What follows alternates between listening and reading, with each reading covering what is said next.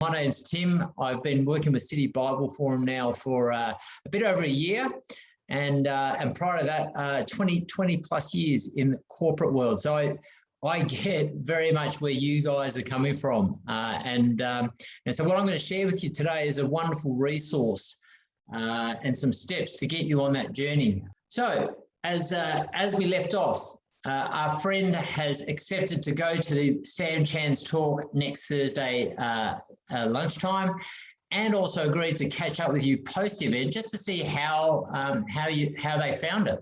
So what next? So I want you to ponder this before we even really consider the first conversation. What is the ultimate goal we're looking towards by meeting up with our friend? Thanks, Ben. Yeah, for them to become a believer, absolutely. Wonder how that might be the case. How would they become a believer? What role can we play? Any other thoughts or builds? Yeah, answer their questions, absolutely. To get an interaction with the gospel. Absolutely, fantastic. I just saw it come in the chat at the same time I said it. Yeah, absolutely. That's our ultimate aim, isn't it, really, to want to introduce them to Jesus a whole lot more, and by doing that, reading the Bible. So it's a great aim, and trust and understand more about the gospel, and God willing, that's absolutely right, Linda. All right, so with that in mind, what sort of questions do we actually think we would need to ask? So you're about to go and meet up with your friend post the Sam Chan session.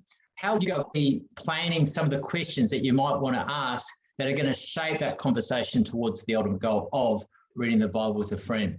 But what might be some of those questions? Do you want to know more? Absolutely. Do you want to know more about Sam's tour, building on some of Sam's key themes? Absolutely. More questions. What did you think about the event? What a great warming question, isn't it? And again, I think as you look through this, the more open the questions are, the better the conversation will be. Absolutely. Was there anything that stuck out for you? That was actually one on my list. Get a feel for where their headspace might be at. What's missing for you right now? Yeah. This is great, guys.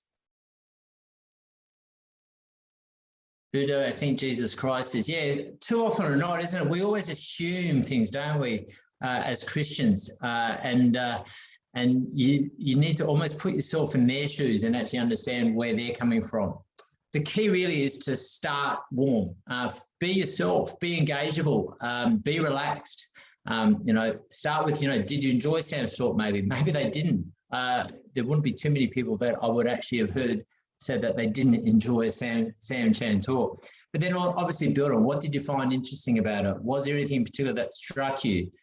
And I suppose as you see and read their body language and their comfort levels, so here's a little bit of a personal question for you.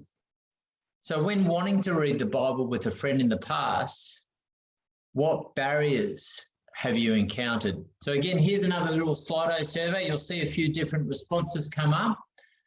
Feel free to select as few or as many as you wish on this one. Yeah, where do I start in the Bible? Absolutely.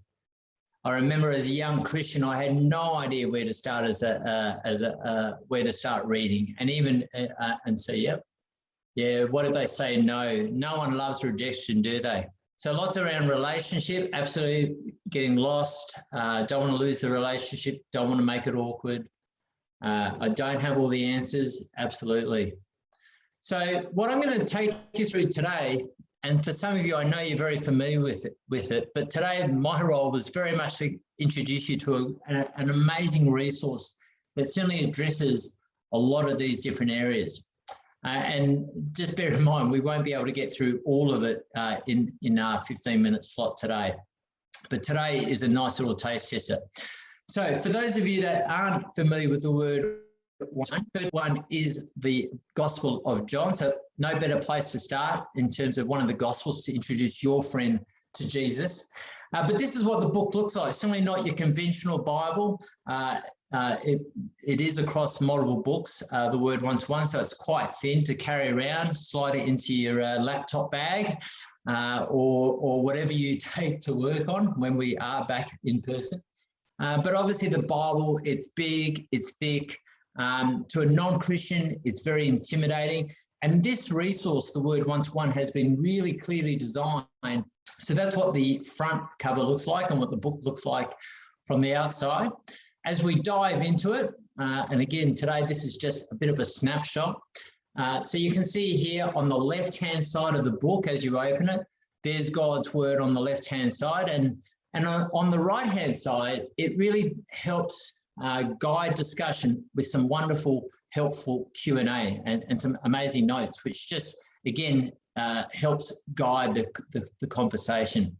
And this is a snapshot of the New Look book, which even from a simple English perspective has got even easier, which makes it just really provides a simple background to share the word, so you're not getting hung up on some of the complex words that might have been in prior versions.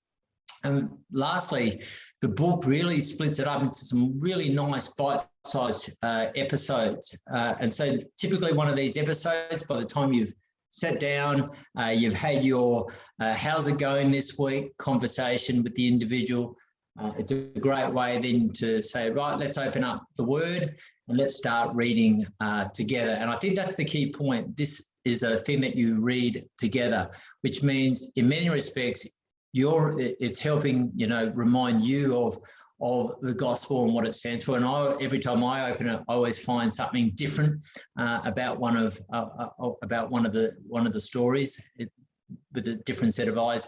But secondly, it's allowing you just to let the word speak and let the word share.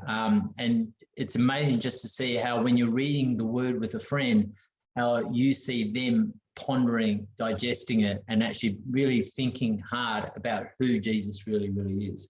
So it's a fantastic resource from that perspective. Now, you're probably going, how can you do that when it's a solid book? Can you really do it online? And so, again, another benefit of the Word One-to-One is that we offer the Word One-to-One as a set of downloadable notes, which are free to download online, and you'll get the link from Craig's and my email that will follow today's session.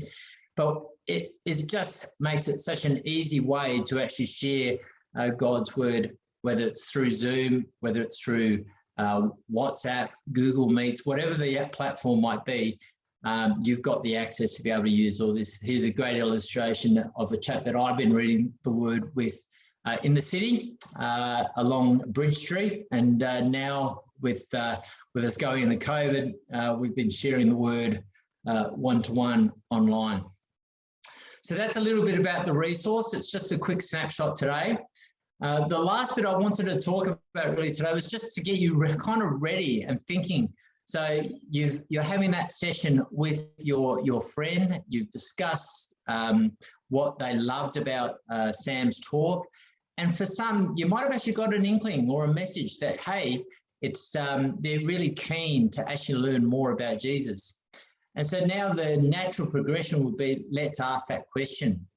And so, yeah, appreciate that there is an awkwardness to it, but also there's an element of, hey, I think it's a good opportunity for me to share and show my love by actually sharing the word.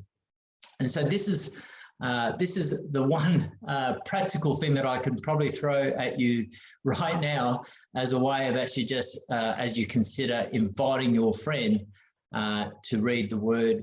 And that is, firstly, make it a very clear invite. Don't hide behind the fact that you would love to meet up again to read the word with them. And secondly, reinforce it is a small ask. So I always put it out. It's a bit like that first date, isn't it? Where you feel nervous about asking that person out. And most often not, they'll say yes. But you can see here's one example of how you may want to put it to your friend, obviously with your lingo, with your tone. How about we catch up next time to read a little bit of the Bible? We'll try it together. And I think that's the point, together. And if you don't like it, well, we don't have to do it again. We can still catch up for coffee. And so it really just shows it's a very small commitment, but obviously the opportunity to really gain and have the opportunity to share a little bit about Jesus. And in most instances, 9 times out of 10, those that do that first session typically then move on and read and keep reading through the episodes. There is an online training that we run through City Bible Forum, and details of that will also be circulated later for those interested in joining. One quick question, Anastasia here. If you ask a friend and they initially say no, but it appears that they how do you make the judgment call whether or not to just leave it, or maybe considering asking them again later? Oh yeah, that's a brilliant question. And look, the answer is there are no's. I think everyone gets no's. I think the stat is that 1 in 5 people typically do say yes. Now, most people that I've spoken to have a better strike rate. The sad thing, obviously, is when they say no, no isn't a rejection of a personal no to you. It's a no to, unfortunately, to God in this instance. And so when they say no, it's that hesitation, that's their body language, that you might just go, hang on, maybe they're sitting on the fence. And so, again, you wouldn't keep pestering them on it, because you don't want to scare them away or intimidate them or whatever the case might be. I reflect on my times as a non-Christian many years ago. But I think the key is, again, just keep praying, but also just actually, as you meet up with them each time, just see if there are opportunities. They might show signals. For example, a neighbour, Paul, who's right across from my place here, he found out I'm a Christian, and he keeps asking me, hey, say grace for us. And so every time I'm talking, oh, you're religious. And every time I meet with him to walk with him, just go for a walk with him, just to get him away from work, I just keep talking with him, and I'm waiting for signals to go, oh, so what do you do on the weekend? And what do you do? What does Jesus mean to you?